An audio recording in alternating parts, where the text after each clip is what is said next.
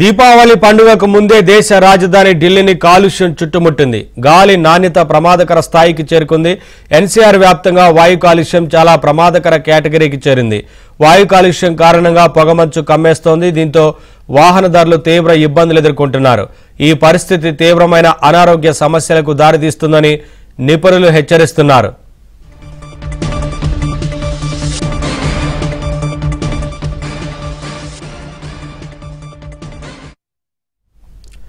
AQI 301 నుంచి 400 మధ్య ఉన్నప్పుడు దానిని చాలా ప్రమాదకరంగా పరిగణిస్తారు.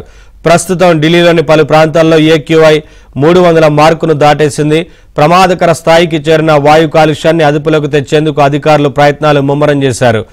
గ్రేడెడ్ రెస్పాన్స్ యాక్షన్ ప్లాన్ తొలి దశను అమల్లోకి తెచ్చారు. డీజిల్ జనరేటర్ల వాడకంపై నిషేధం విధించారు. వాటర్ ట్యాంకర్లతో నీటిని చిమ్ముతున్నారు.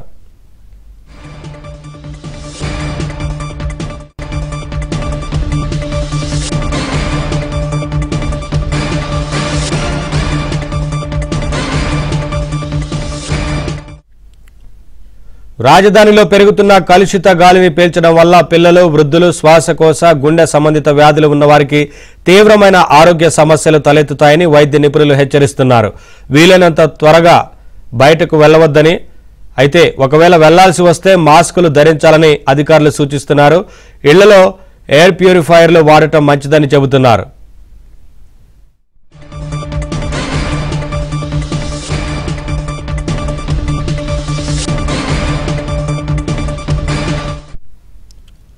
అప్డేట్స్ మా ఢిల్లీ బ్యూరో చీఫ్ కృష్ణ అందిస్తారు. కృష్ణ, ప్రమాదకర స్థాయికి గాలి నాణ్యత చేరినట్లు తెలుస్తా ఉంది కదా, ఢిల్లీలో ఏంటి అప్డేట్స్, అధికారులు ఏం సూచిస్తున్నారు?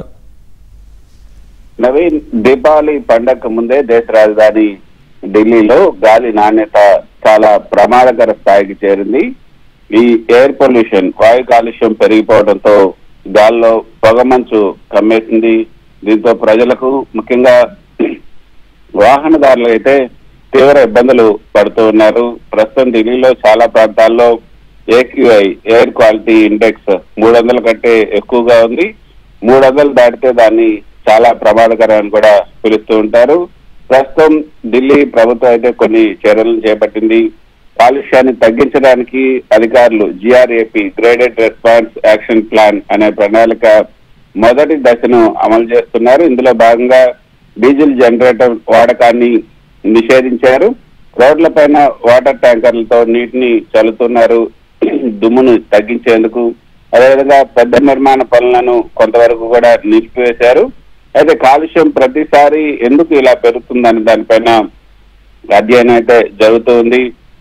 పంజాబ్, హర్యానా రాష్ట్రాల్లో రైతులు పంట కోసిన తర్వాత మిగిలినటువంటి పొలాల్లో ఉన్నటువంటి వ్యర్థాలు ఏవైతున్నాయో, వ్యర్థాలు, అవశేషాలు, వాటన్నిటిని కూడా తగలబెడతారు. ఆ పొగ గాలులతో నేరుగా ఢిల్లీకి చేరుతుంది. అది ప్రతి ఏడాది కూడా అక్టోబర్, నవంబర్ నెలల్లోనే ఈ యొక్క కార్యక్రమాలు చేస్తున్నారు పొరుగు రాష్ట్రాల్లో. వాటిని నిషేధించాలి అంటూ సుప్రీంకోర్టు కొన్ని మార్గదర్శకాలను విధించినప్పటికీ కూడా పంజాబ్, హర్యానా ప్రభుత్వాలు పట్టించుకోవడం లేదు. పదే పదే కంటెంప్ట్ ఆఫ్ కోర్టుకు కూడా పాల్పడుతున్నారన్నది ఆరోపణలు కూడా వస్తున్నాయి. దీనికి సంబంధించి సుప్రీంకోర్టులో పిటిషన్లు కూడా దాఖలు చేశారు. ఇక ఢిల్లీలో వాహనాల సంఖ్య కూడా లక్షల్లో ఉంది. వాటి వల్ల కార్బన్, అదేవిధంగా పొగ, సూక్ష్మ ధూళి కణాలు ఇవన్నీ కూడా వాతావరణంలోకి వెళ్తూ ఉన్నాయి.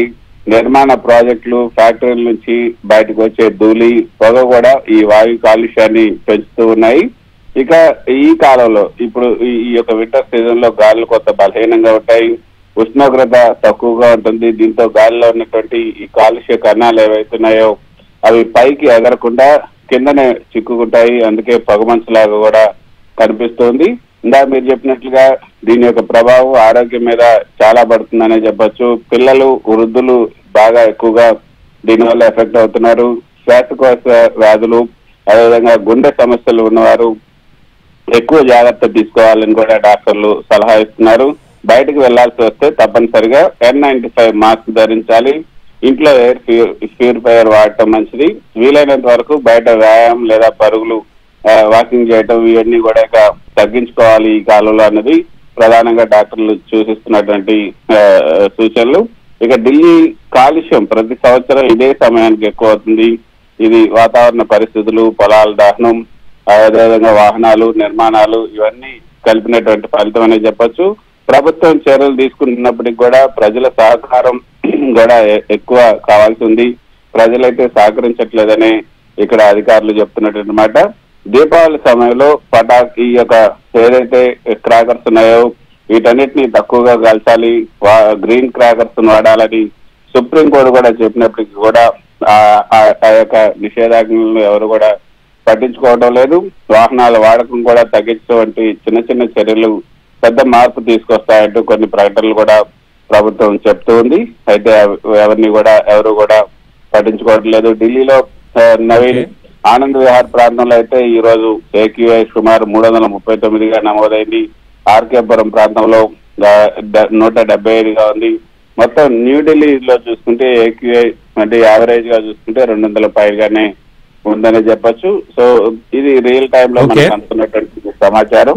మొత్తానికైతే ఢిల్లీలో కొంత ఈ యొక్క ఎయిర్ పొల్యూషన్ కొంత అధికంగానే ఉంది. ఈ కాలంలో ఇప్పుడు కొన్ని నివారణ చర్యలు అయితే చేపడుతూ ఉన్నారు. అయినప్పటికీ కూడా మరికొన్ని రోజుల పాటు ఇదే పరిస్థితి కొనసాగే అవకాశం ఉంది. Right, thank you.